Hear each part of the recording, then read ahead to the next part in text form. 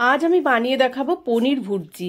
পনির ভুর্জি বানানোর জন্য আমি 250 গ্রাম পনির নিয়েছি। আমার ঘরে কিন্তু পিস করা পনির ছিল, আমি সেটাই নিয়েছি।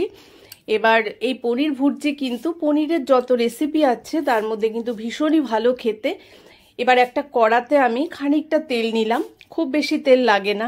তেলটা গরম হওয়ার পরে গোটা জিরে ফোড়ন দিলাম। ফোড়ন থেকে খুব সুন্দর গন্ধ বেরোলে, মানে 30 সেকেন্ড মতন ভাজা ভাজা হলে দিয়ে দেব পেঁয়াজ কুচি।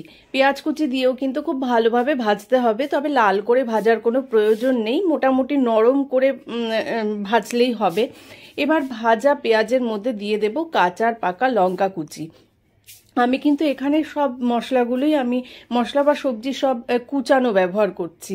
এবার লঙ্কা দিয়ে ভাজার পরে দিয়ে দেব ক্যাপসিকাম কুচি। ক্যাপসিকামটাকে আমি খুব সরু আর লম্বা করে কেটে নিয়েছি, যাতে খুব ভালো এবং তাড়াতাড়িভাবে ভাজা হয়ে যায়। আর দিয়ে দেব টমেটো কুচি। টমেটোটাকে আমি ডিসিডেট করে নিয়েছি, আর সেই ক্যাপসিকামের মতনই লম্বা সরু করে কিন্তু কেটে নিয়েছি।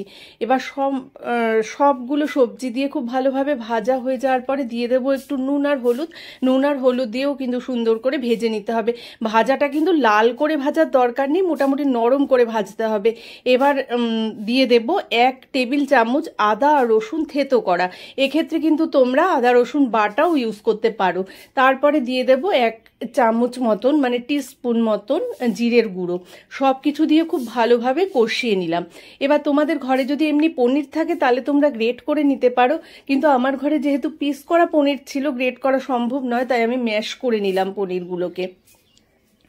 এবার ম্যাশ করা পনিরটা কিন্তু আমি এই যে কষিয়ে রাখা মশলাগুলো আছে, সবজিগুলো আছে, তার মধ্যে দিয়ে দেব। দিয়ে পনিরটাও খুব ভালোভাবে এই মশলার সঙ্গে মিশিয়ে নেব। আর পনিরের যে কোনো রেসিপিতেই কিন্তু কসৌরি মেথি লাগে। কসৌরি মেথি দিলে কিন্তু স্বাদ গন্ধ খুব সুন্দর হয়। আমি একটু ধনেপাতা কুচি আর কসৌরি মেথিও দিয়েছিলাম। সব কিছু খুব ভালোভাবে মিশিয়ে দেওয়ার পরে 1/2 কাপ মতো জল দিলাম, আর দিয়ে দেব গরম মশলা গুঁড়ো। খুব ভালোভাবে কিন্তু রান্নাটা আমার কমপ্লিট হয়ে গেছে। শেষে দিয়ে দিলাম একটু ফ্রেশ ক্রিম দিলে কিন্তু এই রেসিপিটার স্বাদ দারুণ হয়।